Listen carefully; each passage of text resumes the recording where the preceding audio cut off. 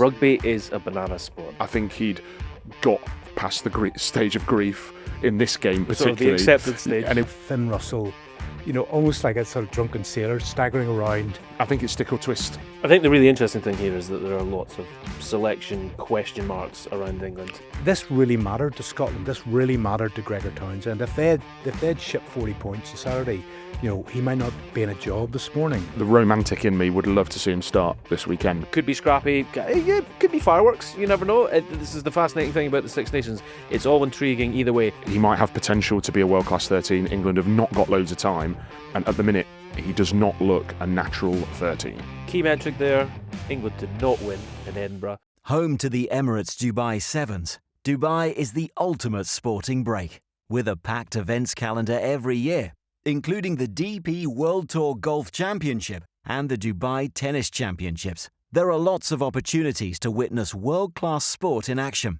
And if you're looking to have your own active adventure holiday, you'll be spoilt for choice, whether that's hitting the paddle court or hiking the mountains of Hatta.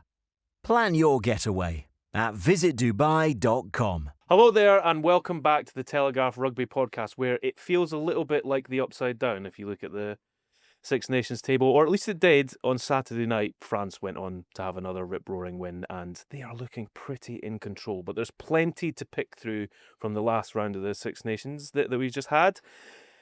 Gavin Mayers, how are you? How was Edinburgh? It was dry, it was chilly. The number one issue, yeah. Yeah. And we saw an incredible performance from Scotland. Really, really joyous rugby, inspirational rugby, and tactically outsmarted England as well. So, I think we talked about it last week, Dims, about England really needing, if they want to be sort of treated as a serious team, as a team that are building towards this 27 World Cup, they need a big scalp on the road in the Six Nations, and they were found wanting. Dims, come on. The voice of Charles here. Show us your tartan. Show us your kilt.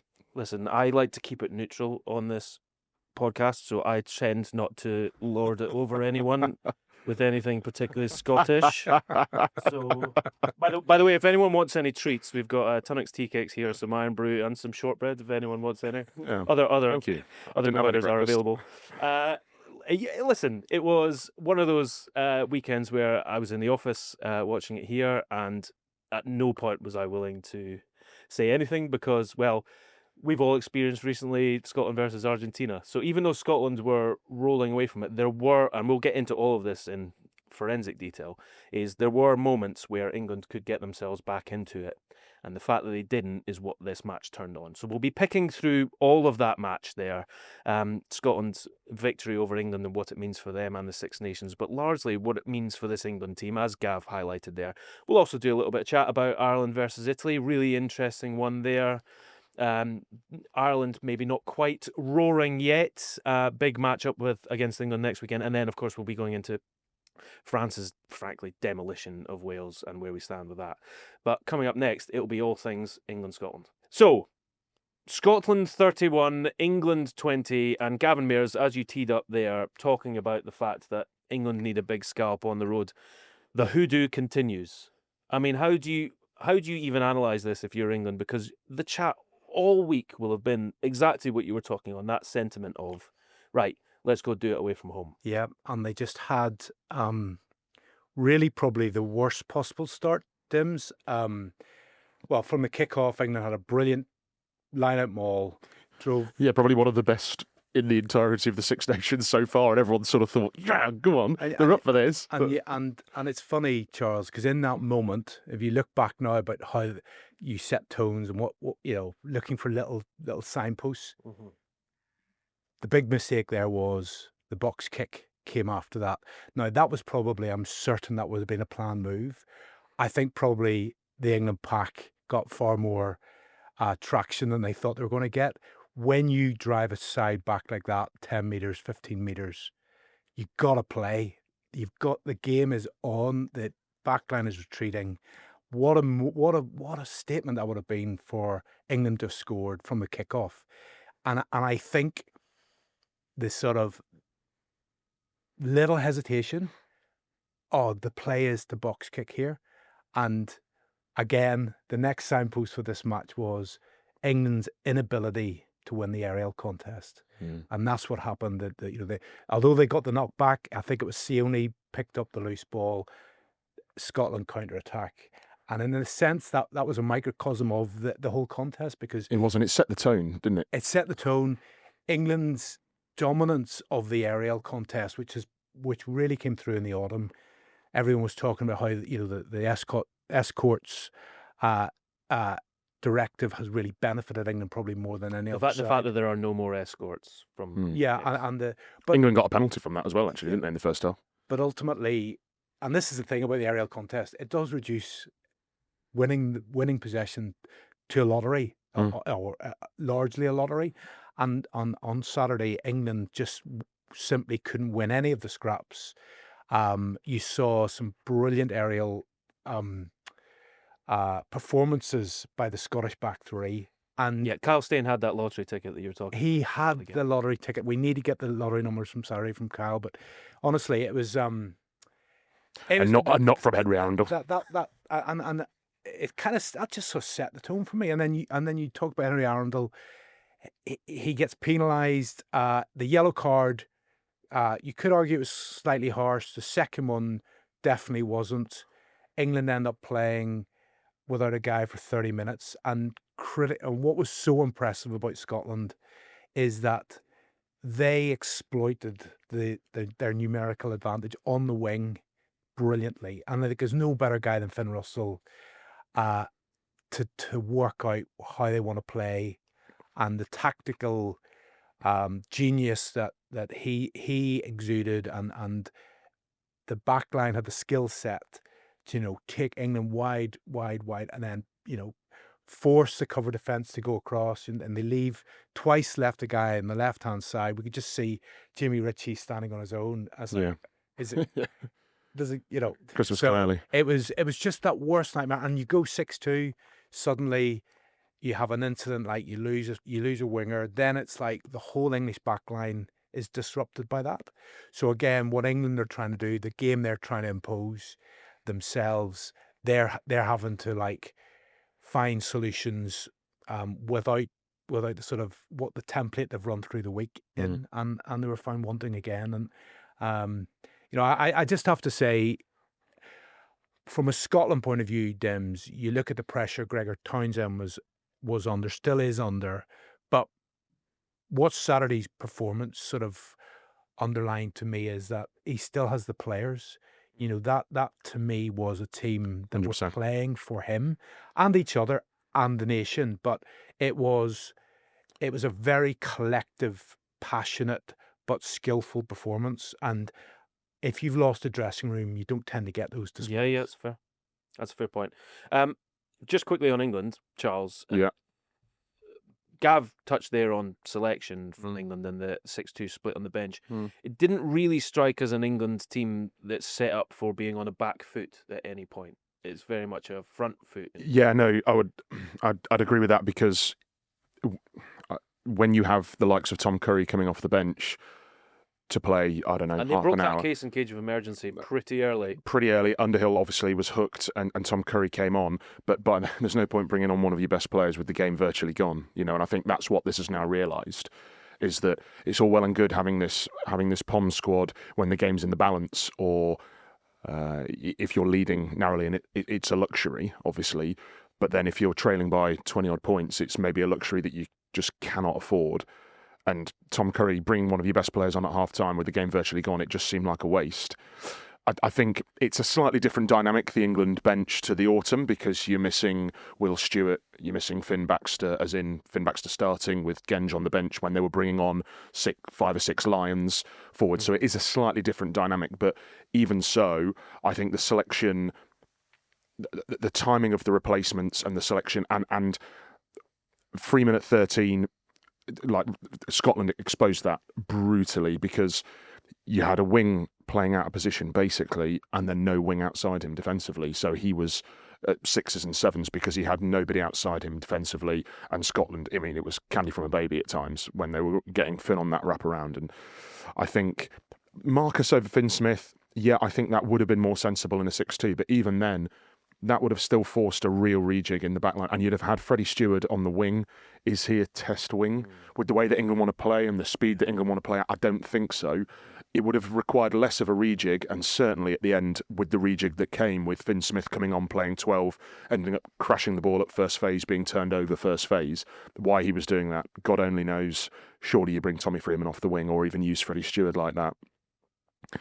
But it seemed a little bit muddled, but I think you can't look beyond the Arundell missing 30 minutes as context for that muddled thinking. I think it was a very unique circumstance and a unique situation. England could have dealt with it better, should have dealt with it better, but there is a little bit of sympathy, I think, in that was almost a catastrophic first 30 minutes that then it wouldn't really have mattered who you had on the bench or the makeup of your bench in a way. Yeah, I think that's fair, Charles. I think the only thing I would say from, if you're being critical about England's overall performance, irrespective of selection and the Yellows, like there was some sort of like non-negotiable things they got wrong, like defence tackles. Yeah, there were loads of missed tackles. Work rate, handling errors. I think they missed 20 in the first half. It's you. And, again, when you see the build-up to Ben White's try, and it's Scotland go after England on the blind side twice. You have Finn Russell, almost like a sort of drunken sailor staggering around, missing, but eluding the tackles, having the time to get a chip kick in, which is perfect. Per Ellis-Gens is chasing back, Shouldn't really be there, should he? He should be there. Well, he's but done so well. In a sense that he's done well to get back, but someone else should have been doing it. You can't, he's a prop trying to field the ball under pressure. You look at the work rate, the players trying to get back, was Arundell's not getting back. Even if he got the ball, he would have been on his own. Yeah. So there's things like that where Borthwick will be reviewing the footage probably today and looking around going, who's working? It's like Borthwick, if nothing else, wants you to run. He wants people who run all day with or without the ball. And England weren't doing that on Saturday. And it meant that when you had moments like we talk about, the malfunctions in the system because of certain instances like Arundell going off, but you still can't miss tackles. You still have to work, and unforced handling errors, and it all just combined to a sense of England not being, as you said, Charles, they were playing without front football largely, and that's where the muddle thinking came in, and we'll come on to this, I'm sure, but the ultimate turning point of the game, start of the second half, I guess it was two things for me, that the scrum penalty that they kicked, Scotland were on a yellow card warning. If you're being ruthless, you scrum again. Yeah, 100%. Get a yellow because card. the yellow card for England was back not to in 14. the pack, was it? So. And the Palm squad were waiting to come on, and it's like, this is the moment. England have traditionally in the autumn, they've been a good comeback side, but I felt they got it wrong in that moment. And then we had the 4 drop goal attempt, which was probably the only option he had, but it was just so slow, so predictable, and he took too long over it, and then suddenly it's a 10-point swing. I'm willing to go into bat for Ford here. I think that it was obviously, you've got to nail it. Obviously, you have to nail it, and if you judge the decision making on the outcome, it looks very foolish, and you have to nail it. However, England had attacked really well up into the England 22, into the Scotland 22. And then they had massively lost their way. They'd lost their fizz completely in the 22. They went through 2 or 3 phases when they weren't going anywhere. The ball was really slow. They'd lost momentum. At one point, they had Ollie Chesham at first receiver, nobody around him. They'd lost all their shape. And I actually thought with 14 players, given where I know it will only have reduced the deficit to 8 points, but I thought with 14 players to kill a bit more time, given how adept George Ford is at a drop goal, I actually thought the decision to do it was a sound one, but the setup and the execution clearly was not predictable. Yeah, it clearly was not. Ford probably should have dummied it. When a guy of his experience going, no, look, completely agree. I've got this. Whether it was actually. We don't know whether it was actually called, whether, he maybe wasn't quite ready for it, but it just, once it's not right, you shouldn't go through with it. Yeah, and there were shades of that in one at the end of the New Zealand game, weren't there, where it was a similar setup. It just all felt clunky, and just don't do it. Yeah. I mean, him being caught behind the gain line there and tackled and turned over would have been he would have probably in his head thought that would have been worst case scenario. And actually what happened was far, far worse. And because then that was game over. That was literally game over. And it was harsh that it happened to, you're looking at two England mistakes. You're looking at Genge. And actually, just on the Genge blunder where White scores, there's a clip doing the rounds on social where Henry Arundell is not working particularly hard to get back to support Genge on that. And that will not go down well with Borthwick and the England coaches, I think, given what you've just said about them wanting work rate and running off the ball. Can I stick with you, our laws guy? Yeah. Is that Gav said the first yellow for Arundell, where he was basically killing a ball, possibly a bit soft, didn't deserve a yellow card. Second one, Gav reckons, should definitely have got obscene yellow for that, and obviously 2 yellows equals a red.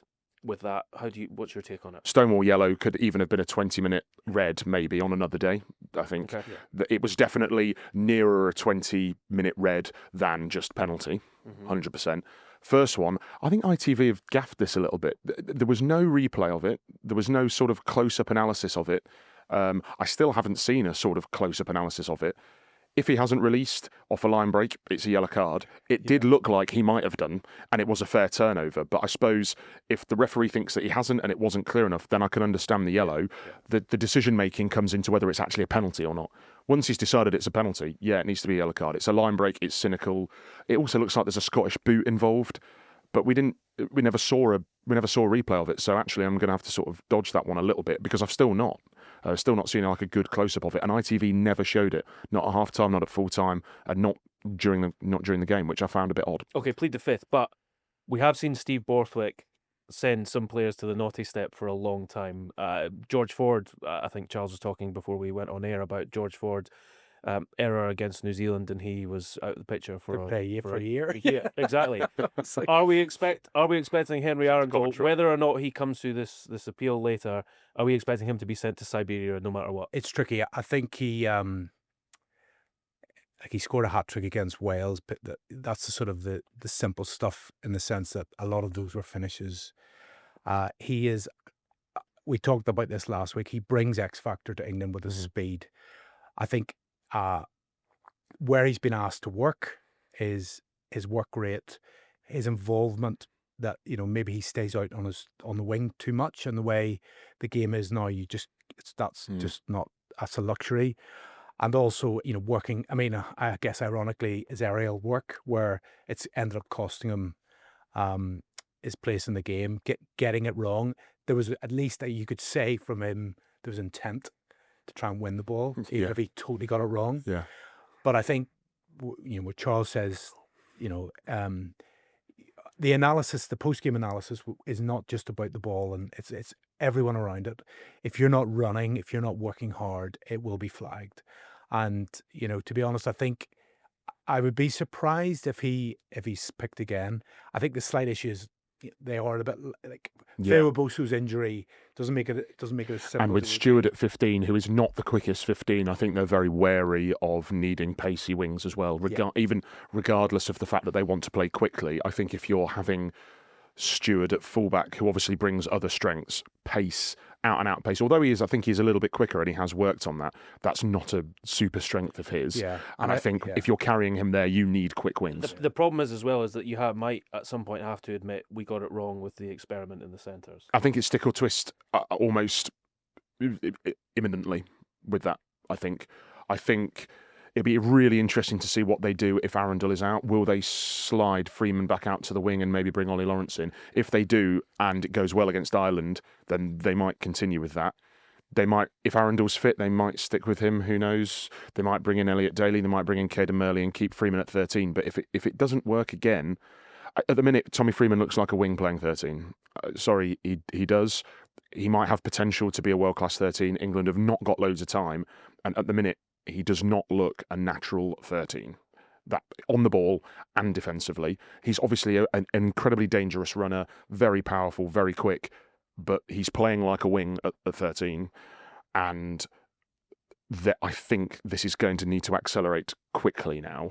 And England don't have loads of time. And it's about, do you sacrifice the short-term success to build something long-term for the World Cup? That's the balance. Freeman isn't the only one that people are talking about, though. Because Dingwall, people are saying, is Dingwall doing the right things for England at the moment? I think with Dingwall, he's not, of all the midfield options, he is like the least athletic in terms of explosive power, dynamism, things like that.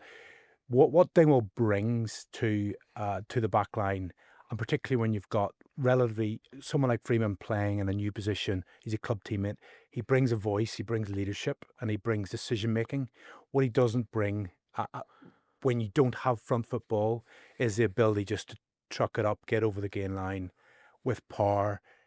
That's where it didn't work on Saturday, and they need his distribution. They need a distribution because you've again Stewart at 15. So you need a second distributor. And I think interestingly, if you look, this is where George Furbank's back in the squad again. 100%. And George Furbank, if he is fit, to me, he will answer a lot of these problems. Yeah.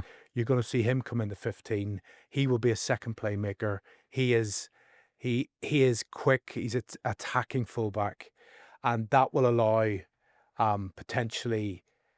I think if you're asking me, I think England will stick with Tommy Freeman at 13. I think they think he is the future, and there aren't, as you say, Charles, many games left for the World Cup, so he needs time in that position. But I think at 12, you look at, Lawrence could play 12. You could have. Yeah, I don't think they'll do that. I think it will be between Atkinson, Dingwall, and Ajomo. Yeah. So and Atkinson is another guy that has that athletic profile, a power runner. Yeah. So if you are bringing Furbank in at 15, that opens up the opportunity then, I think, to start someone like Seb Atkinson at 12. But sure, I love Furbank, and in sort of the romantic in me, would love to see him start this weekend, but he's not really played, has he? And do you think they'll chuck him in at the deep end? Do you think he's played barely any rugby? And I know he's back fully training now, and he is available for selection. But that would be a massive gamble, I think, wouldn't it? Like a massive gamble. But is it a case of, well, we don't think that we will beat Ireland with the back three we've got, therefore we've got nothing to lose in chucking him in? You might look at it like that as a selection. And one of those things, I think, Charles, now the emphasis so much is on like their own training standards, and if they feel Furbank is doing the business during the week and ready to go, I think they do back players like that. Yeah, I think that's fair. But yeah, we don't know that. They did that with Daly in the autumn, didn't they? Because he hadn't played, and then he was straight in. I think the really interesting thing here is that there are lots of selection question marks around England. I think what needs stressing here is that England have lost one game. And yeah, it was really disappointing, but you don't just become a bad team overnight. I think it's really important to not chuck the baby out with the bathwater here in terms of selection. I think it's very tempting to go, he didn't play well, gone. He didn't play well, gone. He didn't play well, gone. They lost away from home. Yeah, it was really disappointing. They lost away from home to a team that played very, very well, but had a one-player advantage for half an hour of the first 50 in what is annually their World Cup final. And England should have been better. England should be disappointed. But I don't think it's like sort of panic stations here, and I don't think the entire thing needs blowing up and resetting. I think tweaks will be needed here and there. But I think we said last week that Steve Borthwick is a horses for courses selector, and I think even if England had beaten Scotland on Saturday, we would have still been sitting here now saying, maybe this needs changing, or maybe that needs changing, and maybe he'll do this, and maybe he'll do that for Ireland. The Irish midfield is not as quick as the Scottish one. Maybe he might look at Ajomo and Lawrence as a bit more of an attacking threat and moving Freeman to 14, especially if Arundell is not fit. Key metric there, England did not win in Edinburgh. Start the bagpipes, guys. Let's go. I think the most impressive thing from Scotland at the weekend was exactly what Gav hinted at, was the non-negotiable stuff. I mean, the highlight, you could pick out Finn Russell slapping a ball in midair to set up a try right at the start, or him weaving through defence like a drunken sailor, fantastic line from Gav there, and chipping ahead and Genge killing it, and Ben White scoring. For me, I think the highlights from a Scottish point of view, the things that will have Gregor Townsend and his coaching team really purring, is the non-negotiable moments, like Jamie Dobby, who sadly could be missing out with injury now, coming off his wing to slam a door shut on an attack and just absolutely physically dominating to stop a play dead in its tracks. Darcy Graham coming on to the wing and snuffing out what looked like a certain try with just selfless, fantastic defence. And those are the moments that show you that, like, Scotland are capable of doing this for Test matches. It was interesting watching some of the coverage from Ireland, for example, of this match. Always got half an eye on what the Irish are saying about Scotland. And, you know, they were talking about some of these players where it must be maddening, and it is. As a Scot, it is maddening to watch Scotland and see them play like they did in Rome and then play like they did against England, like, for example, their World Cup final. Now, Charles, last week you made the point, and I think this really stands up, but I'm keen to get your take on it now, that beating England, we've seen that. It doesn't really, in fact, it does. It defines who the Scotland team are, but you have to win the other games. Where do you think this puts Gregor Townsend now? I think he's certainly in a better place than he was a week ago, but as I said, I don't think it changes much. I thought that England would win on Saturday, but I'm not surprised that we're sitting here now with talking about a Scottish victory. They were better than England everywhere bar the scrum. England was second best everywhere except for the scrum. But now the onus is very much on Scotland to do it again and back it up and not go and look nervy in Cardiff. And maybe beating France at Murrayfield might be a step too far, but certainly giving it a good lash and then maybe trying to nick something on the last round in Dublin. That is the aim now, because really we know that Scotland can beat England. We know that Scotland can get up for the Calcutta Cup at Murrayfield or at the Allianz Stadium. Like, this is not what happened on Saturday. Wasn't news. It was just, I think, the gap in the score and almost the emotional disparity between the two teams and the intensity and the intent between the two teams. That was what was most stark. Scotland winning wasn't a surprise, but then actually Scotland losing in Cardiff wouldn't be a surprise either, and Scotland being blown away by France wouldn't be a surprise either. But then if they went to Dublin and won, that would be a surprise, and you'd think, oh, hang on, okay, now we can start talking about Scotland as if they're sort of a bit of a coming force here, rather than that they can just get up for one game annually. Producer Jeremy is a very Irish man, and he gives us a script, and in it he has written, suddenly Scotland away to Ireland to Dublin feels like a very big match. Now, I'm very worried about language like that, because that is putting the cart before the horse. Next up for Scotland is Wales. We'll get on to Wales in a minute, but Scotland have to keep this going, Gavin. And what you saw from them, do you think that at least certainly to me, one of the big differences was Scotland getting over the gain line against England, and it seemed like they were able to play with that front foot ball, often very clean ball. They got to keep that rolling, though, don't they? So massively, and for this fixture was really important for both teams, and that Scotland triumphed, and so in such a sort of emphatic manner is the sort of thing that, this has to be a catalyst for their championship. Mm-hmm. We've seen Scotland, throw away leads twice in the autumn, the All Blacks, Argentina. So you've seen how potent they can be, but without delivering an 80-minute performance and without getting over the line when it really matters. Now this really mattered to Scotland. This really mattered to Gregor Townsend. If they'd shipped 40 points on Saturday, he might not be in a job this morning. This is where it sort of got to.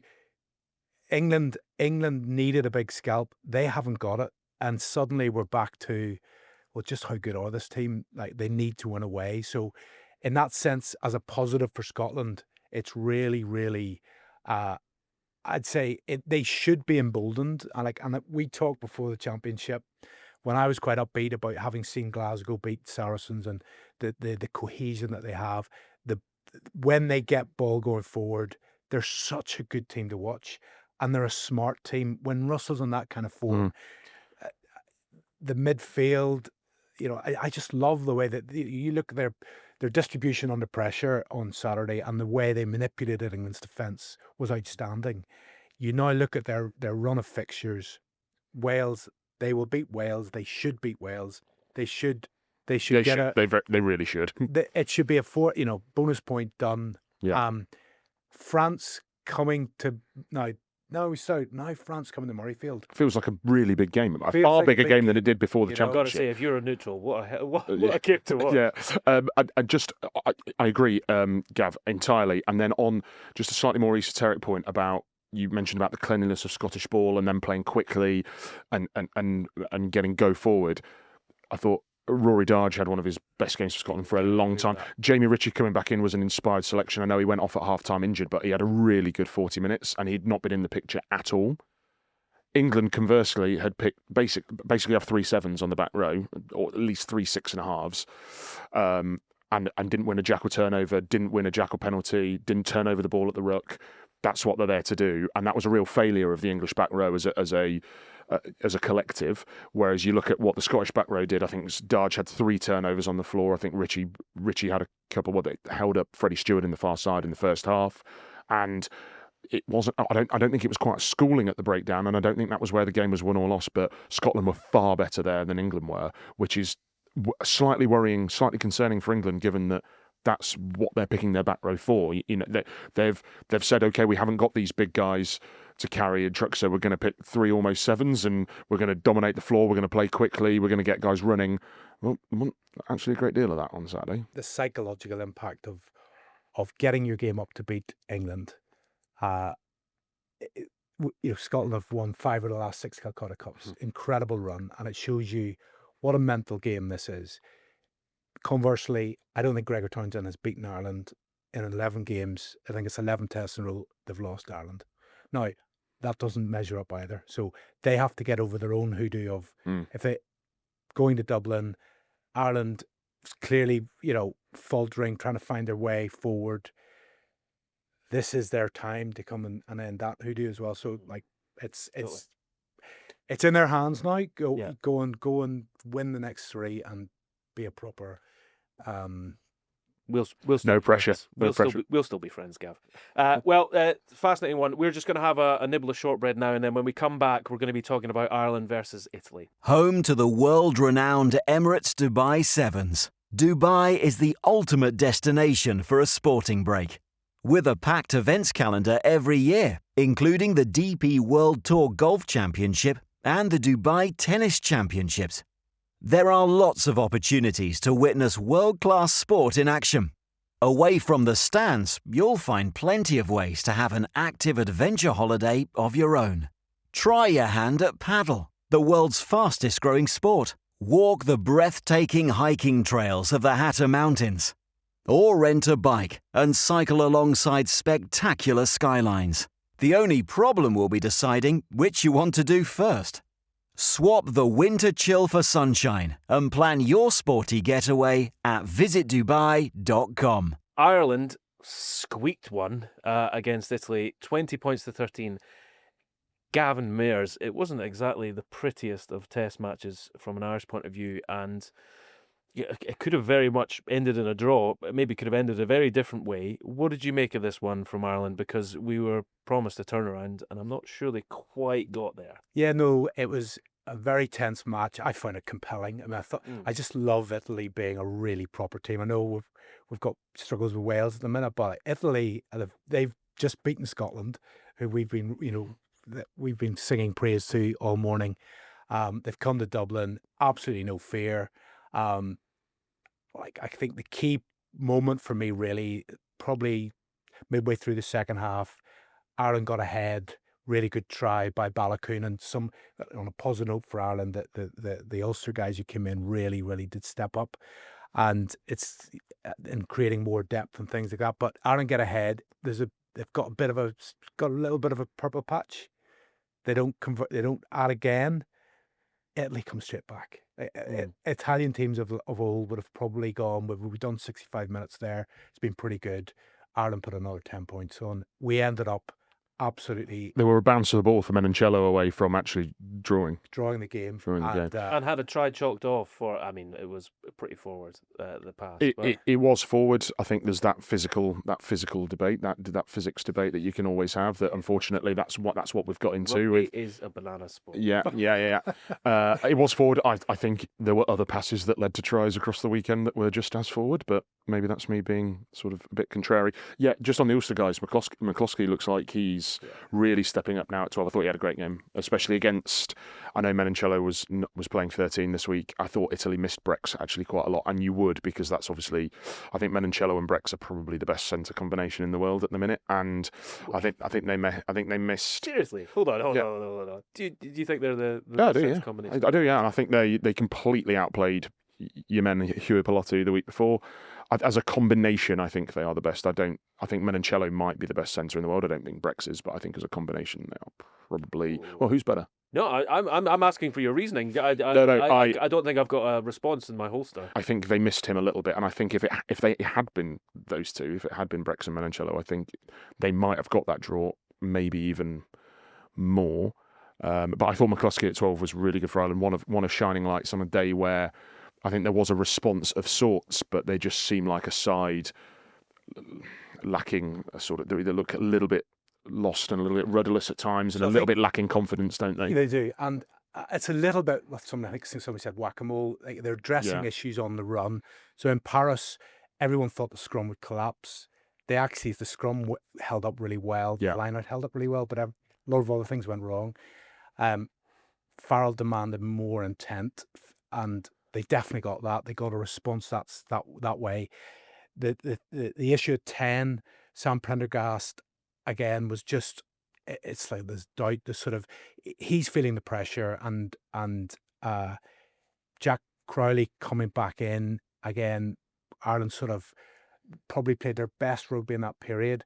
Then the last very minute, he kicks a penalty out dead when Ireland could have come away with a bonus point. Camera cuts to Andy Farrell basically smirking and just being like, "Well, what do you do? How do you mitigate for that?" So I think it's Dims. If you look back again from an England point of view, I think England will have learned a lot from that Murrayfield experience. The way other Clive Woodward's teams went to Murrayfield and lost and went on to win a World Cup, they'll have to bank that. I think on Saturday, Farrell will actually have looked at that game and gone, do you know what? This is actually a proper Italy team.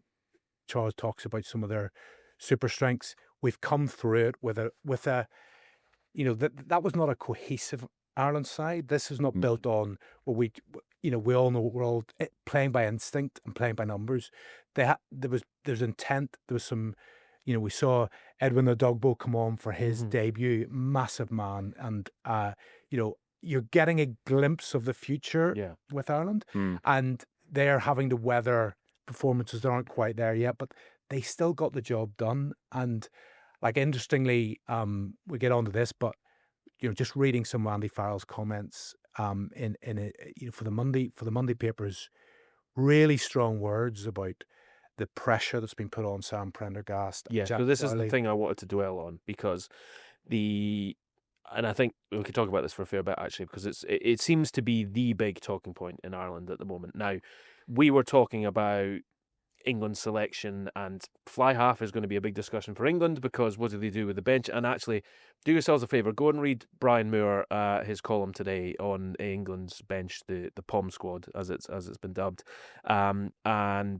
make your own mind up about it. Actually, it'd be interesting if you share with us, and we can chat about it next week as well.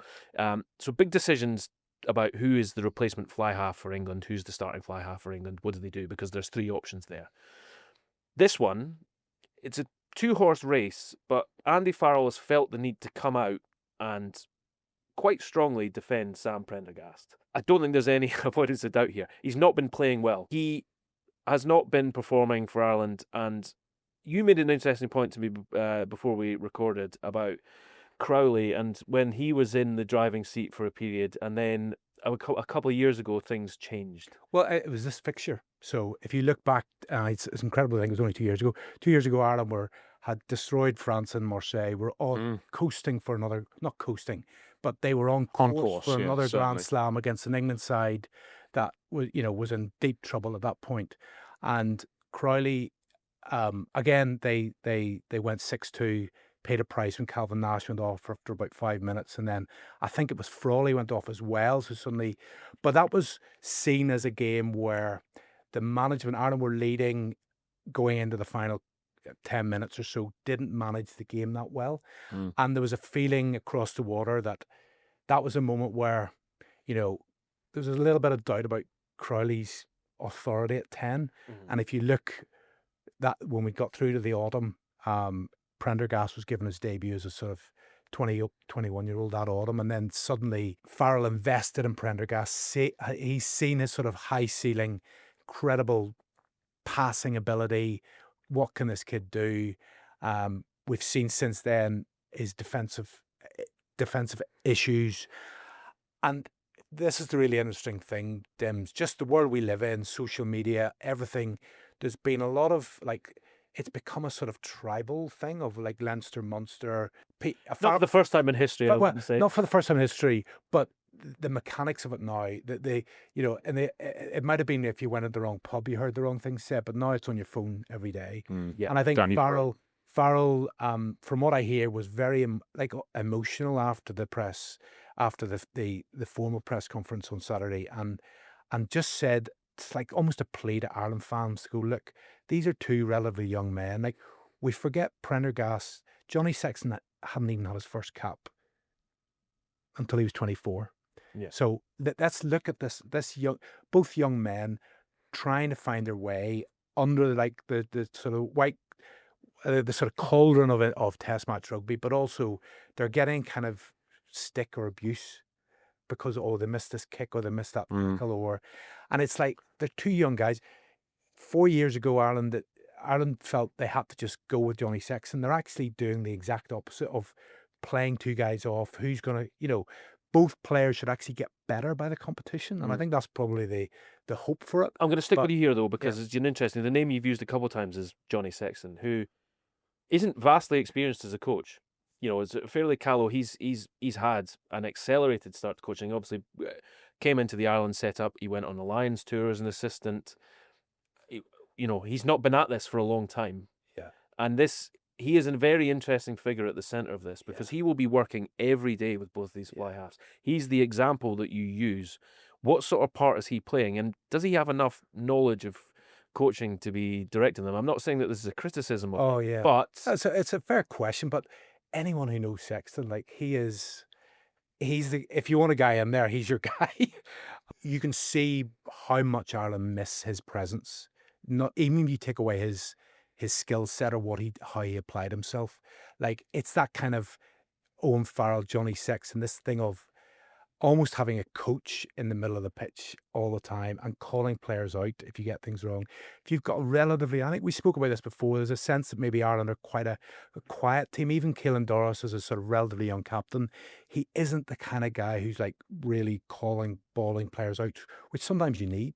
Sometimes you need to be held accountable right there, because you need to fix issues as they're unfolding. I think it would be more eyebrow raising if Johnny Sexton wasn't a part of the Irish coaching team. Totally. I think we'd be sitting here going, Ireland have got a battle at number 10 where you've got two number 10s who look like they might need a little bit of guidance or, a little bit of nurturing. Why isn't Johnny Sexton involved? I think that's the flip side, the reverse of the coin. The other interesting sort of tangent to that, Dims, is his brother Mark is the guy who has been credited for the huge upturn in Ulster's fortune. He's regarded as and I've talked to people up in Ulster to say his game, his rugby IQ is off the charts. Now these two are brothers who've played in the back garden together, so I think we can safely say. Yeah. Now it's interesting. We're talking a lot about the future here. One of the things that throws it back to the past, and it's an interesting. I think this might end up being a symbol for Ireland at the moment, is seeing one of the great tight heads of the modern age flying. I was literally going to say, has Tadhg Furlong hit terra firma yet? So if you haven't seen it, Italy's scrum performed fantastically well against Ireland. And at one point, Tadhg Furlong, who was brought on to shore things up when things weren't going as planned, he went for a bit of a trip when his feet actually came off the ground in a scrum. Now, we can talk technicalities about that if you want, but as a symbol, I think it's quite an important one. Now, throwing things forward to next week, the weekend coming, where it's England versus Ireland. England, as you said, Charles, were outperformed by every metric against Scotland with the exception of the scrum. Is this an opportunity for England? How do Ireland turn this around? Do you think this is a concern for Ireland, this area of the game? Massively a concern. Obviously, they've got their injury issues in the front row, but so have England, in all honesty. You look at Bevan Rodd and Trevor Davison coming off the bench for England, and actually Elliot Miller-Mills got the better of Bevan Rodd, and I wonder if maybe that might be an area that they look at. They might look at Manny Yogan, who is a slightly better scrummager, certainly a bigger bloke than Bevan Rodd. I think England absolutely have to target Ireland here, 100%. And as we mentioned, and as Gav mentioned regarding the Scotland game, they have to be ruthless and they have to put the foot on the throat here at that area. And if they're going well there, then they have to absolutely show no mercy. They have to be merciless to Ireland. Shades of was it the 2012 fixture where Corbisiero and Tom Court ended up playing on the wrong side, and Corbisiero and Dan Cole completely marmalised the Irish scrum, and it caused them to sort of reset their entire thinking around the scrum and their prop pathway and scrum coaching and all that, didn't it? It's massive. And I'm not saying that will happen this weekend, but there could be a watered down version of that if England come to. Joe Hayes, we said it last week, he was again another one of few shining lights for England on Saturday. Scrimmaged really well, works really well in the loose. One of the most improved players in world rugby over the past 12 months. Him and Ellis Genge will be thinking we can have a real go here. And especially seeing like Italy's scrum has not been a strength of theirs over the past few years. It looked like it was on Saturday, and to be fair, it did in the Scotland game as well. So they've done a really good job at improving there and shoring that up. But I think England will be thinking we can really get into them. And actually, more often than not, if you've got a really dominant scrum, it's very difficult to win a game when your scrum is going backwards. So it even shows even more what an impressive victory it was for Scotland, in that at one point on Saturday, just after half-time, just when Xander Fagerson had been warned, there was a part of me that was thinking England might actually win this just on the back of their scrum. And that wasn't me sort of, arrogant English. That was simply because I've seen so many rugby matches where a scrum gets dominant and then a team can just pull it out of the bag and pull it out of the fire when everything else is going to pot. And actually, I think England should be really looking at getting into the Irish scrum on Saturday. And if they have to win the game by that route, we were saying earlier off air that it could be quite a scrappy game, two teams desperate not to lose. And if that's an area where England can really get into Ireland, then they absolutely should do it and exploit it. On the other side of that, though, should Ireland be getting the ball in McCloskey's hands as often as possible and firing him into the English midfield? Yeah, that's a good point. And I think he will, that was probably his finest game for Ireland, and a stop-start career that really is flourishing late. But he's a guy who doesn't have a lot of test miles on the clock, so in terms of his kind of like playing age, he's probably younger than he is. I think it was great to see he stood up to be counted, and that's what Farrell's looking for when things aren't going your way. And again, like the kind of we all talk about his bulk, his ability to break the line and the offload, and that's one of the key things of like offloading is I think going to be really important for Ireland. But even the kind of like sort of pass that he did to Balakoon, just throw, it was those two have a connection, a provincial connection, and I think Balakoon, who is an incredible athlete and a guy again who probably needs confidence. He's quiet and I can imagine Farrell's been in his ear all of last week telling him the intent that he finished that try just showed you that what he can do. So listen, it's going to be fascinating. Charles is spot on about the scrum, and in fact, even I remember that Mike, that's we call it the Mike Ross game, but that did change Ireland. But even more recently, I think it was 22 when Ireland won here at Twickenham, and they had the red card. Charlie Ewell's, and England scrummed really well, didn't they? Actually scrummed Ireland off the park. And it made what should have been a much easier game. 100%. And obviously Ireland have had the South Africa catastrophe as well in the autumn at scrum time, and I think England will be licking their lips. One thing, and again picking up from comments, so Tom O'Toole is another Ulster prop, is a tight head. And you'll love this detail, but tight head. Clearly, Ireland, Farrell has seen him as it thinks he can be a loose head. And again, he's probably another leader, another big Right. voice, big character. And he came on at loose head in the final moments. And I've just seen his name Okay. checked as an opportunity. Now, I wonder whether they might actually go in looking to start Tom O'Toole at loose head, because I have read comments without going through that game in detail, but some of the comments about what was happening to Furlong was actually a weakness on the loose head, which you may, again, with your expertise, be able to help us in. But whatever the scrum dynamics there, it wasn't just tag being thrown up. There was reasons for that. And certainly on those scrum dynamics, the worst take of the weekend, I can't remember who it was, goes to the Irish Twitter account who said that it should have been a penalty to Ireland for Italy deliberately driving up and lifting Tadhg Furlong out the scrum, which is a take. real take, because that is obviously not what happened. Well, that match is going to be fascinating. Could be scrappy. Yeah, could be fireworks. You never know. This is the fascinating thing about the Six Nations. It's all intriguing either way. Just very quickly next, we're going to talk about Wales, France, and then we're going to be throwing things forward, and we're getting to your questions.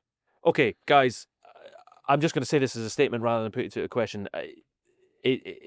It's sad now where we're getting to, where our colleague James Corrigan wrote about the ticket situation in Wales, and it's a shame to see that fans aren't showing up for matches because they just don't feel that it's value for money at the moment. And looking at the game, But it was, just not on the Welsh side. quite well, this is why I was going to come to you, is it says something, certainly, that we're saying, well, that was an improvement, wasn't it? Yeah, I mean, I don't actually have that much to offer on Wales that we haven't already said. It was entirely predictable, that match. I think most of us predicted the score was within... Wales 12, France 52, just for context. And I think everybody saw that coming. I think everyone expected a response of sorts from Wales, but it's all relatively speaking.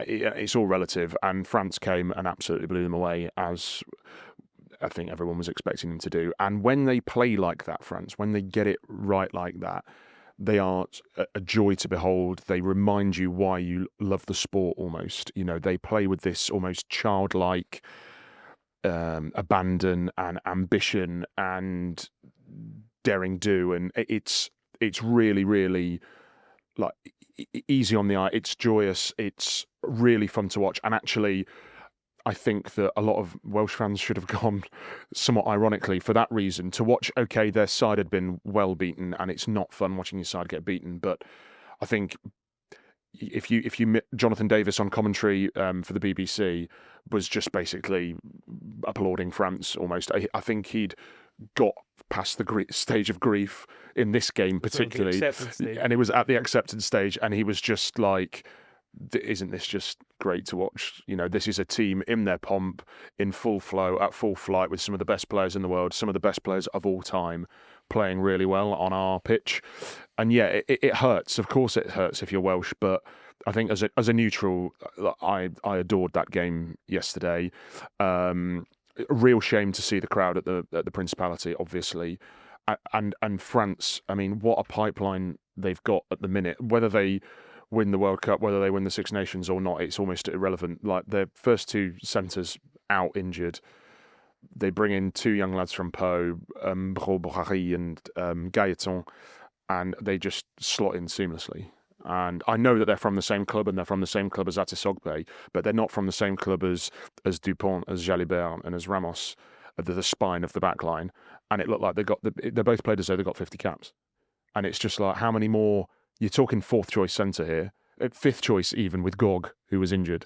I think the key there, Charles, what they're doing so well is like they're getting experience. Like, we have 14 clubs like that. Yeah. I read a piece about France-Ireland under-20s match from a few years ago and who's come through from that. And it's like, when you've got 4 teams, you're not going to get into those teams. Where 14, you come into a match with sort of 20 top 14 appearances.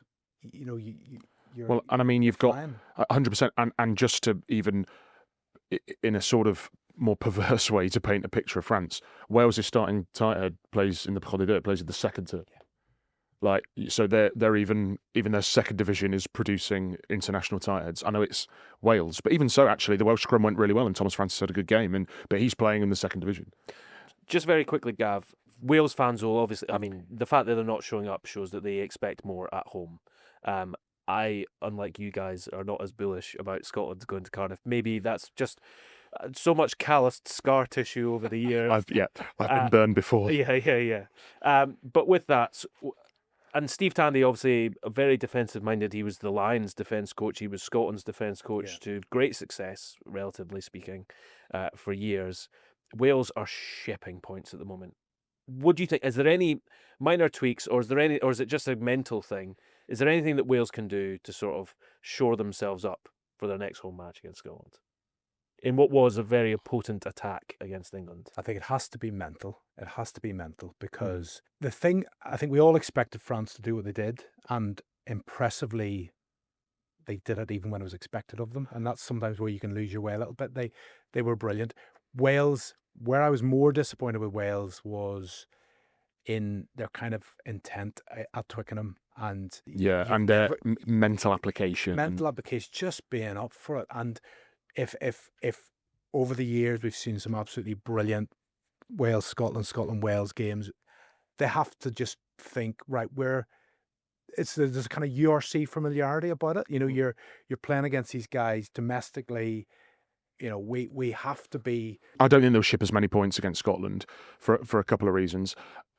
I think France are an incredibly difficult side. France like that when they play like that, and when they've got that confidence, are an incredibly difficult side to defend against because they are so unpredictable and they are so skillful and they do things that other Test nations don't. So it is very difficult to defend against them, and Wales caught them on a very bad day. I actually think their defence, you know, ironically, was far better than it was against England the week before, because a lot of the time it was just French brilliance. They did some silly things. The Adam Beard kick, you know, they did do some silly things, but actually that's not defence in inverted commas. I think against Scotland, they will not ship anywhere near as many points. I still think Scotland will win, but I don't think they'll ship anywhere near as many points. Okay, well, we've got a fascinating weekend coming up. I think it's worth referencing the fact that years gone by we would have had a fallow week by this point. If you're in form and you want to keep rolling, you've got a third week of action in a row to go. Obviously, Wales are playing Scotland, as we just discussed. England versus Ireland is going to be an absolute cracker, and France versus Italy. Could it be a bloody nose from Italy? They're really on the up, or France look irresistible. It's all going to be brilliant stuff. We're going to get to your questions, but very quickly, Charles, I just want to ask you, because we didn't ask in the last couple of podcasts, what have you made of the advertisements in the middle of Six Nations matches? I think that philosophically, ideologically, I'm not opposed to them. If it brings greater cash, a greater level of cash into the game, then okay. I do think that is being used as a bit of a red herring, as an excuse. So I wonder how much extra cash has actually been brought into the game by these adverts, and it seems quite convenient of ITV. But anyway, that's just me being a bit of a conspiracist. What I do really dislike is that they are during scrums, because the scrum is about the only facet of rugby union that keeps rugby union. We see now hybrid players. Centres are basically back rowers are basically centres. Without the scrum, front rowers would be the same. Thank you to the Springboks for that. Without the scrum, front rowers would be the same.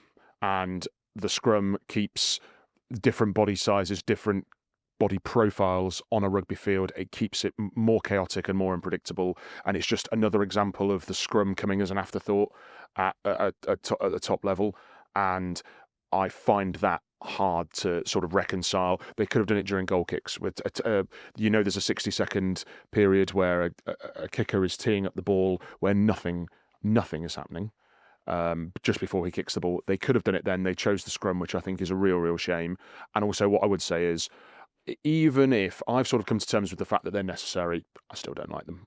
As in, when they come on, I still get annoyed by them. The sound. You don't have the match sound. I still get, even if I've sort of come to terms with the fact, and I'm happy with the fact that they are necessary and they are vital, but I still don't like them. Fair enough. Well, let us know your opinion on that. Gav, I'm going to come to you. Taylor has asked, is England's back row still a problem? Tom Willis's absence has been felt. Cunningham South not backed at number 8 yet. Guy Pepper's done well, but not as impactful. Ben Curry's had to come off. Does Pollock hold the keys? The back row with England. Yeah, I don't think it's been a problem.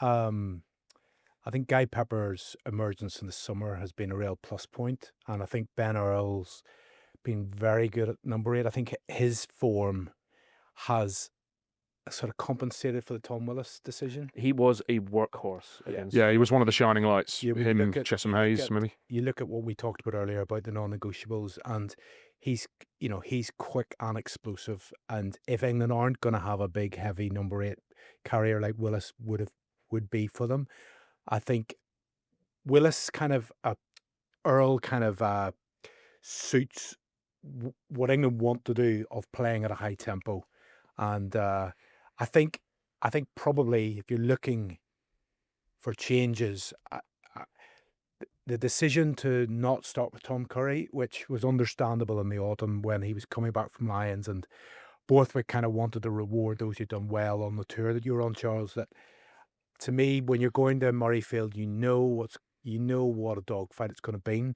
I probably would have gone with someone like Curry, who is your test match warrior and would have bought a mental edge there and smash things. And I agree. That's one area I can change, but I don't. Overall, I think back row's not in a bad place. No, I agree. I just very quickly, I just maybe this is the benefit of hindsight. I just don't think you could have mitigated for Underhill being as sort of ineffective as he was on Saturday. I think last week we'd have been sitting here going, Sam Underhill's a test match warrior. You want him in that Murrayfield cauldron, and then actually it was like, oh, he's looking a little bit lost here, and he's missed quite a few tackles, and Xander Ferguson's run over him, and maybe Curry should have started. They made the change. They made the change. Very ruthless at half time. No, 100%. But it was almost too late, wasn't it? It was good and it was ruthless, but as we said earlier at the top of the show, game had about gone by then, hadn't it? I think this leads us nicely to our last question, which comes from David. I'd very quickly like the views from both of you. David asks, does England's failure to win show the deficiency in the data-led approach? Does it allow for emotion, e.g. the Braveheart spirit? You have to surely kick that off with a bit of William Wallace. Well, no, because it's a question. Robert the Bruce. It's a question. Yeah. Because it's a question about sticking with the numbers and what you've seen on the data sheet versus just embracing the emotion of an event. I would say on that point, I raised this at the start of the programme, like when you have a rolling ball like that, first minute of the game from the kickoff, you've got to play. And I think probably that was a little bit of hesitancy. But I from what I know of how England are trying to coach this team, that while data is really important, they do want players to play what they see. And sometimes that's just the player himself having the confidence to go off script and actually play what they see. People get hung up quite a lot, I think, on England's use of data, but only when they lose. When they win, it's absolutely fine. And I every test nation is using reams and reams and reams of data to analyse and to pick their team. I don't think that was necessarily the reason that England lost on Saturday. I do think perhaps a little bit more ambition and a little bit more confidence on the ball to move the ball is lacking. But I don't think any of the England coaches would disagree on the evidence of Saturday's performance either. I think they would agree with that and say, yeah, we want to move the ball better than that, and we do want to play, we do want to attack better than that, and we don't want to attack by numbers. But obviously, there's a lot that can come from data. It's about the balance, isn't it? It's about the balance between instinct and data. Well, thank you to the lads for offering their balance today for us for this podcast. We roll on, as mentioned, no fallow week coming, so we've got plenty of Six Nations action coming to you. As ever, stick with us on Telegraph Sport and find out what fantastic pieces we've got coming through the week. Gavin Mears, thank you very much. Charles Richardson, thank you very much. See you next week. Cheers. Home to the Emirates Dubai Sevens, Dubai is the ultimate sporting break, with a packed events calendar every year, including the DP World Tour Golf Championship and the Dubai Tennis Championships. There are lots of opportunities to witness world-class sport in action. And if you're looking to have your own active adventure holiday, you'll be spoilt for choice, whether that's hitting the paddle court or hiking the mountains of Hatta. Plan your getaway at visitdubai.com. If you're enjoying our journalism, why not sign up to From the Editor, our free email newsletter? Start your day with the latest news and opinion, plus our bite-sized puzzles. Scan the QR code to sign up free today.